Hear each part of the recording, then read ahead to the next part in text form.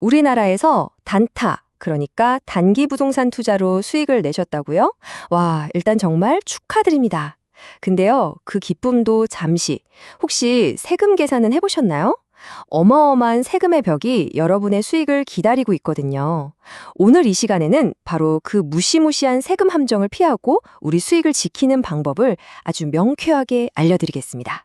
자, 그럼 먼저 도대체 뭐가 문제인지부터 알아봐야겠죠? 대부분의 단기 투자자들이 왜 좌절하고 꿈을 접게 되는지 그 고통스러운 현실부터 한번 들여다보겠습니다. 네, 바로 이 숫자입니다. 77%. 이게 뭐냐면요. 개인이 집을 산 지 1년도 안 돼서 팔았을 때 내야 하는 양도소득세율이에요. 정확히는 양도세 70%에다가 거기에 또 지방세 10%가 붙어서 합이 77%가 되는 거죠. 번 돈의 4분의 3 이상을 세금으로 내야 한다는 건데 정말 엄청나죠? 이걸 숫자로 보면 진짜 확 와닿으실 텐데요. 만약에 우리가 1억 원의 시세 차익을 남겼다고 쳐요. 와, 1억 벌었다. 신나겠죠? 근데 여기서 세금 77%를 떼고 나면 실제로 우리 통장에 들어오는 돈은 고작 2,300만 원 뿐입니다. 1억 벌었는데 2,300만 원만 남는 거예요. 그럼 이 살인적인 세율을 피하려면 어떻게 해야 할까요? 네, 최소 2년은 그 집을 가지고 있어야 합니다. 그래야만 우리가 아는 일반적인 양도세율, 즉 6%에서 45% 사이의 세율을 적용받을 수 있어요. 근데요, 이건 단기 투자의 생명인 빠른 자금 회전과는 완전히 반대되는 얘기잖아요. 이러면 단타의 의미가 없어지죠. 하지만 방법이 아예 없는 건 아닙니다. 여기 이 세금의 판도를 완전히 뒤집어 버릴 수 있는 아주 강력한 전략이 하나 있어요. 바로 우리가 사업자가 되는 겁니다. 오늘 우리가 알아볼 핵심 개념, 바로 부동산 매매 사업자입니다. 이름이 좀 어려워 보이지만 별거 아니에요. 그냥 내가 집을 사고 파는 행위를 일회성 투자가 아니라 나의 공식적인 사업으로 나라에 등록하는 거예요. 개인 투자자와 매매 사업자는 딱 두 가지가 근본적으로 달라요. 먼저 개인의 이익은 양도소득으로 보지면 사업자의 이익은 사업소득으로 봅니다. 그리고 여기서 가장 중요한 차이가 발생하는데요.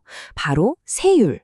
단기로 팔아도 징벌적인 77%가 아니라 일반적인 사업소득세율인 6%에서 45% 구간을 적용받게 되는 거죠. 이 비유가 정말 기가 막히지 않나요? 생각해보세요. 우리가 떡볶이를 팔아서 돈을 벌었다고 해서 나라에서 매출의 70%를 세금으로 가져가진 않잖아요. 똑같은 거예요. 부동산을 하나의 상품으로 보고 이걸 유통하는 사업가가 되는 거죠.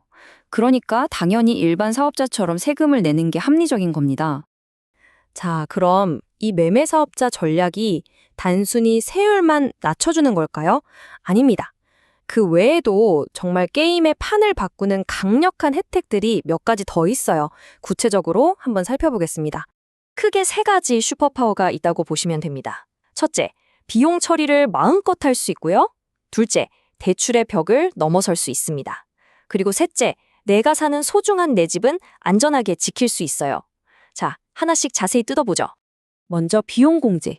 개인으로 투자할 때는 비용으로 인정받기 정말 까다롭거든요. 하지만 사업자가 되면 얘기가 달라집니다. 누수공사비나 대출 이자는 기본이고요. 인테리어 비용, 심지어는 투자 물건 알아보러 다니면서 중개사랑 밥 먹은 식대까지도 사업 관련 비용으로 처리할 수 있어요.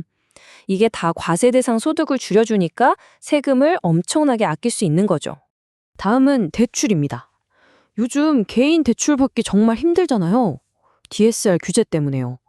그런데 사업자 대출은 이 개인 DSR 규제랑은 상관이 없어요.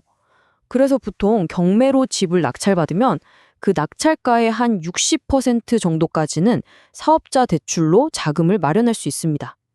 다음 투자를 위한 실탄을 확보하는데 이게 결정적인 역할을 하죠. 그리고 이게 정말 중요합니다. 많은 분들이 걱정하시는 게 이거 투자용으로 집 여러 채 샀다가 내가 사는 집까지 다주택자로 찍혀서 세금 폭탄 맞는 거 아니야? 하는 건데요. 전혀 아닙니다. 매매 사업으로 사고 파는 집들은 그냥 사업자산, 즉 재고일 뿐이에요. 내가 실제 거주하는 1주택의 비과세 혜택에는 아무런 영향을 주지 않습니다. 내 집은 안전하게 지키면서 투자를 계속할 수 있는 거예요. 자, 지금까지 너무 좋은 얘기만 했죠. 세상에 공짜는 없습니다. 혜택이 큰 만큼 우리가 반드시 알고 조심해야 할 리스크들도 분명히 있어요. 이제 균형 잡힌 시각을 위해서 잠재적인 위험 요소들을 하나하나 짚어보겠습니다. 이 질문에 한번 스스로 답해 보시겠어요? 여러분이 지금 회사나 다른 사업으로 버는 돈이 얼마인지가 첫 번째 리스크와 아주 직접적인 관련이 있습니다. 이게 무슨 말이냐면 매매 사업으로 번 돈은 여러분의 원래 월급이나 사업소득이랑 합쳐져서 종합소득세라는 이름으로 세금이 매겨져요. 만약 여러분이 이미 연봉이 높은 고소득자라면 부동산 수익이 더해지면서 전체 소득이 더 높은 세율 구간으로 점프할 수 있다는 뜻입니다. 그러면 절세 효과가 생각보다 크지 않을 수도 있어요. 다음 질문입니다. 여러분은 얼마나 자주, 그리고 또 얼마나 꾸준히 부동산을 사고 팔 계획이신가요? 국세청은 늘 지켜보고 있습니다.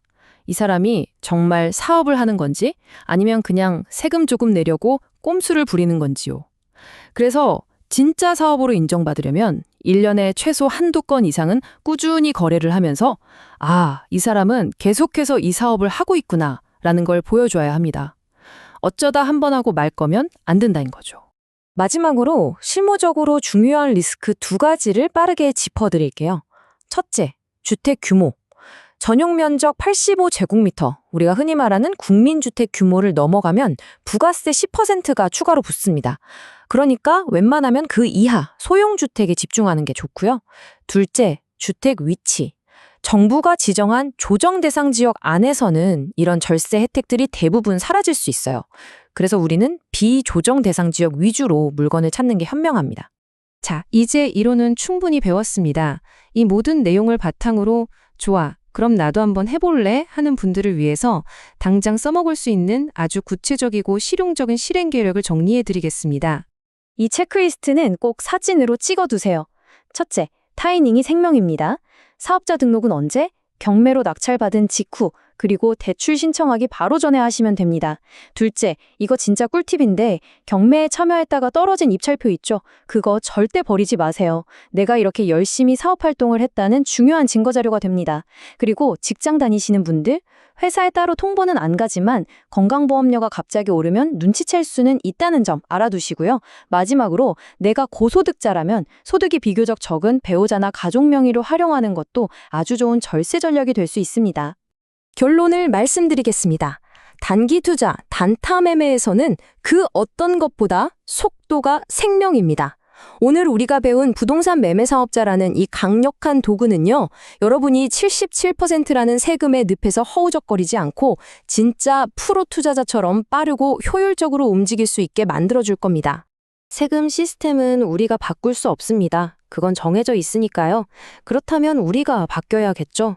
오늘 배운 내용을 바탕으로 낡은 투자 방식을 버리고 여러분의 전략을 한 단계 업그레이드할 준비 다 되셨나요?